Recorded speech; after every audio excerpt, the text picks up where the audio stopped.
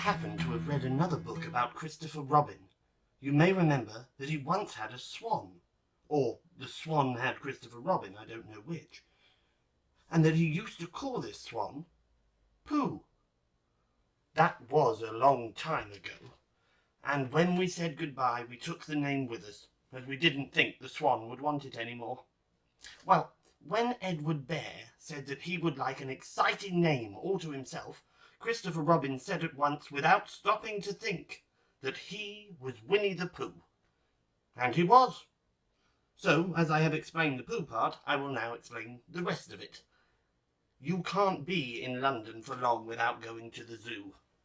There are some people who begin the zoo at the beginning, called weigh-in, and walk as quickly as they can past every cage until they get to the one called way out.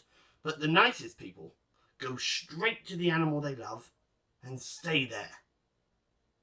So when Christopher Robin goes to the zoo, he goes to where the polar bears are, and he whispers something to the third keeper from the left, and doors are unlocked, and we wander through dark passages and up steep stairs until at last we come to the special cage. And the cage is opened, and out trots something brown and furry, and with a happy cry of "Oh, bear!" Christopher Robin rushes into its arms. Now this bear's name is Winnie, which shows what a good name for bears it is. But the funny thing is that we can't remember whether Winnie is called after Pooh or Pooh after Winnie. We did know once, but we have forgotten. I had written as far as this when Piglet looked up and said in his squeaky voice, "What about me?" "My dear Piglet," I said, "the whole book is about you." "So it is about Pooh," he squeaked. You see what it is? He is jealous because he thinks Pooh is having a grand introduction all to himself. Pooh is the favourite, of course, there's no denying it. But Piglet comes in for a good many things which Pooh misses, because you can't take Pooh to school without everybody knowing it. But Piglet is so small that he slips into a pocket where it is very comforting to feel him when you are not quite sure whether twice 7 is 12 or 22. Sometimes he slips out and has a good look in the ink pot, and in this way he has got more education than Pooh. But Pooh doesn't mind. Some have brains and some haven't, he says. And there it is. And now all the others are saying, "What about us?" So perhaps the best thing to do is to stop writing introductions and get on with the book.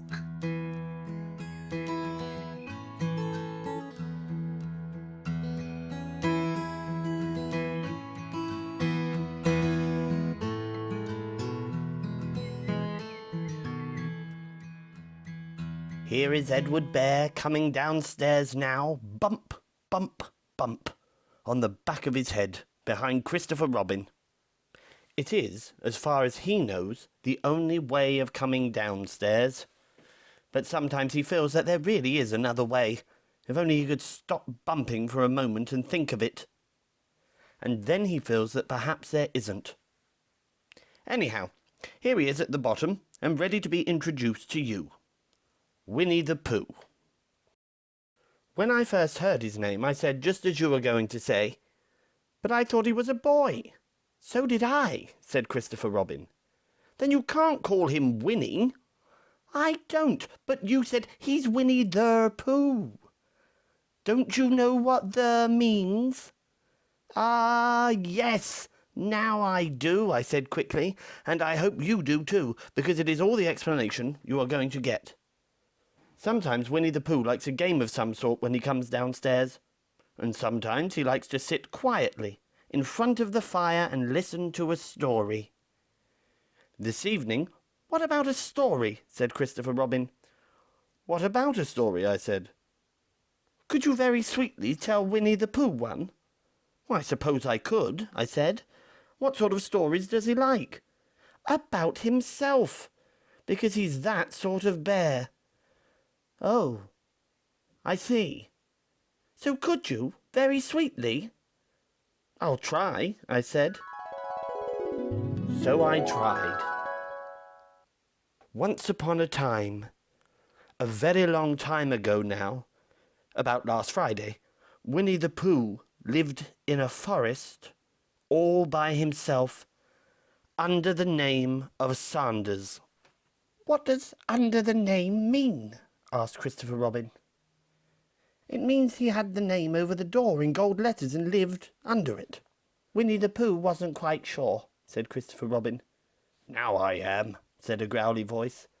"Then I will go on," said I.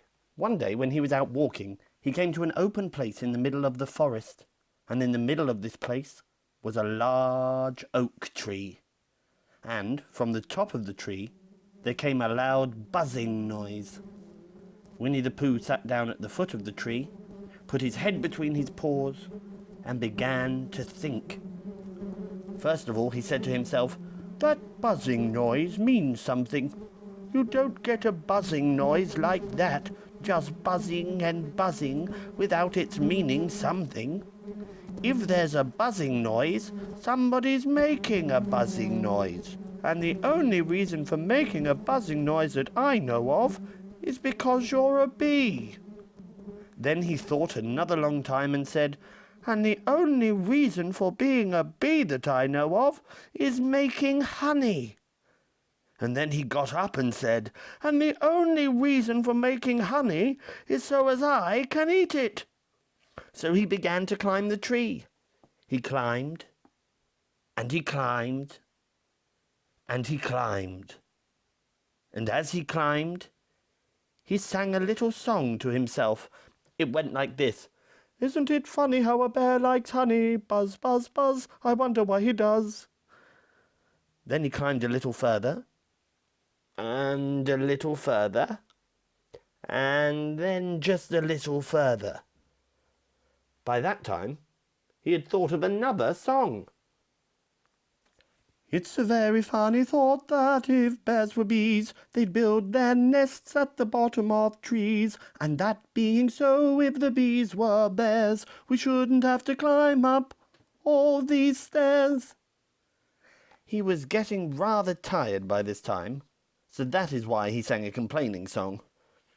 He was nearly there now, and if he just stood on that branch, crack! "Oh, help!" said Pooh as he dropped 10 feet on the branch below him. "If only I hadn't," he said as he bounced 20 feet onto the next branch. "You see, what I meant to do," he explained as he turned head over heels and crashed onto another branch 30 feet below. "What I meant to do, of course it was rather," he admitted as he slithered very quickly through the next 6 branches. "It all comes, I suppose," he decided as he said goodbye to the last branch, spun round 3 times and flew gracefully into a gorse bush. "It all comes of liking honey so much. Oh, help!" He crawled out of the gorse bush, brushed the prickles from his nose, and began to think again. And the first person he thought of was Christopher Robin. "Was that me?" said Christopher Robin in an awed voice, hardly daring to believe it. "That was you." Christopher Robin said nothing, but his eyes got larger and larger and his face got pinker and pinker. So Winnie-the-Pooh went round to his friend Christopher Robin, who lived behind a green door in another part of the forest. "Good morning, Christopher Robin," he said. "Good morning, Winnie-the-Pooh," said you. "I wonder if you've got such a thing as a balloon about you." "A balloon?" "Yes, I just said to myself coming along, I wonder if Christopher Robin has such a thing as a balloon about him. I just said it to myself, thinking of balloons, and wondering." "What do you want a balloon for?" you said.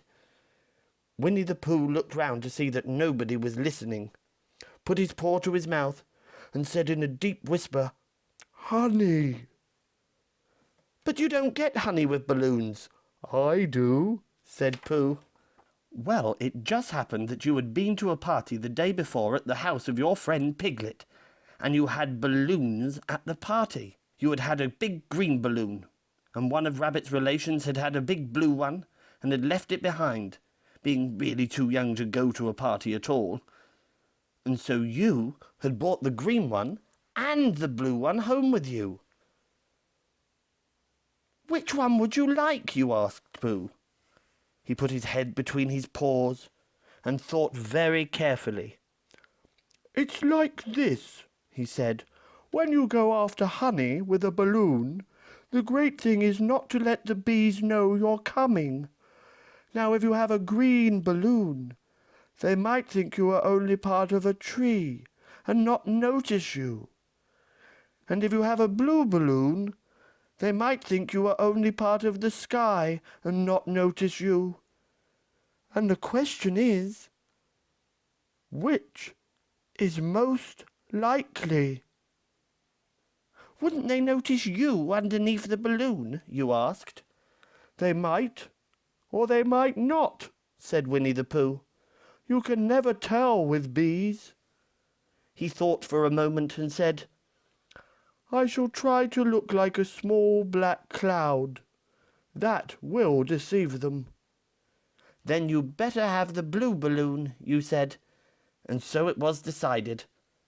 Well, you both went out with the blue balloon, and you took your gun with you, just in case, as you always did, and Winnie-the-Pooh went to a very muddy place that he knew of, and rolled until he was black all over. And then, when the balloon was blown up as big, and you and Pooh were both holding on to the string, you let go suddenly. Pooh Bear floated gracefully up into the sky and stayed there, level with the top of the tree, and about 20 feet away from it. "Hooray!" you shouted. "Isn't that fine?" shouted Winnie-the-Pooh down to you. "What do I look like?" "You look like a bear holding on to a balloon," you said. "Not," said Pooh anxiously, "not like a small black cloud in a blue sky?" "Not very much." "Ah, well, perhaps from up here it looks different. And as I say, you never can tell with bees." There was no wind to blow him nearer the tree, so there he stayed. He could see the honey, he could smell the honey, but he couldn't quite reach the honey. After a little while he called down to you. "Christopher Robin," he said in a loud whisper. "Hello." "I think the bees suspect something." "What sort of thing?" "I don't know, but something tells me that they're suspicious." "Perhaps they think you're after their honey." "It may be that. You never can tell with bees." There was another little silence, and then he called down to you again. "Christopher Robin." "Yes." "Have you an umbrella in your house?" "I think so." "I wish you would bring it out here and walk up and down with it and look up at me every now and then and say, 'Tut, tut, it looks like rain.' I think if you did that, it would help the deception which we are practicing on these bees." Well, you laughed to yourself, silly old bear, but you didn't say it aloud because you were so fond of him, and you went home for your umbrella. "Oh, there you are," called down Winnie-the-Pooh as soon as you got back to the tree. "I was beginning to get anxious. I have discovered that the bees are now definitely suspicious." "Shall I put my umbrella up?" you said. "Yes, but wait a moment. We must be practical. The important bee to deceive is the queen bee. Can you see which is the queen bee from down there?" "No." "A pity. Well now, if you walk up and down with your umbrella saying, 'Tut, tut, it looks like rain,' I shall do what I can by singing a little cloud song, such as a cloud might sing. Go." So, while you walked up and down and wondered if it would rain, Winnie-the-Pooh sang this song. "How sweet to be a cloud, floating in the blue. Every little cloud always sings aloud. How sweet to be a cloud, floating in the blue. It makes him very proud to be a little cloud. The bees were still buzzing as suspiciously as ever. Some of them indeed left their nests and flew all round the cloud as it began the second verse of this song. And one bee sat down on the nose of the cloud for a moment, and then got up again. "Christopher! Oh, Robin!" called out the cloud. "Yes? I've just been thinking, and I've come to a very important decision. These are the wrong sort of bees." "Are they?" "Quite the wrong sort, so I should think they would make the wrong sort of honey, shouldn't you?" "Would they?" "Yes. So I think I shall come down." "How?" asked you. Winnie-the-Pooh hadn't thought about this. If he let go of the string, he would fall, bump, and he didn't like the idea of that. So he thought for a long time, and then said, "Christopher Robin, you must shoot the balloon with your gun. Have you got your gun?" "Of course I have," you said. "But if I do that, it will spoil the balloon," you said. "But if you don't," said Pooh, "I shall have to let go, and that would spoil me." When he put it like this, you saw how it was, and you aimed very carefully at the balloon and fired. "Oh!" said Pooh. "Did I miss?" you asked. "You didn't exactly miss," said Pooh, "but you missed the balloon." "I'm so sorry," you said, and you fired again. And this time you hit the balloon, and the air came slowly out, and Winnie-the-Pooh floated down to the ground. But his arms were so stiff from holding on to the string of the balloon all that time that they stayed up straight in the air for more than a week. And whenever a fly came and settled on his nose, he had to blow it off. And I think, but I'm not sure, that is why he was always called Pooh. "Is that the end of the story?" asked Christopher Robin. "That's the end of that one. There are others. About Pooh and me, and Piglet, and Rabbit, and all of you. Don't you remember?" "I do remember, and then when I try to remember, I forget." "That day when Pooh and Piglet tried to catch the heffalump? They didn't catch it, did they?" "No. Pooh couldn't because he hasn't any brain. Did I catch it?" "Well, that comes into the story." Christopher Robin nodded. "I do remember," he said. "Only Pooh doesn't very well, so that's why he liked having it told to him again, because then it's a real story, and not just a remembering." "That's just how I feel," I said. Christopher Robin gave a deep sigh, picked his bear up by the leg, and walked off to the door, trailing Pooh behind him. At the door he turned and said, "Coming to see me have my bath?" "I might," I said. "I didn't hurt him when I shot him, did I?" "Not a bit." He nodded and went out, and in a moment I heard Winnie-the-Pooh, bump, bump, bump, going up the stairs behind him.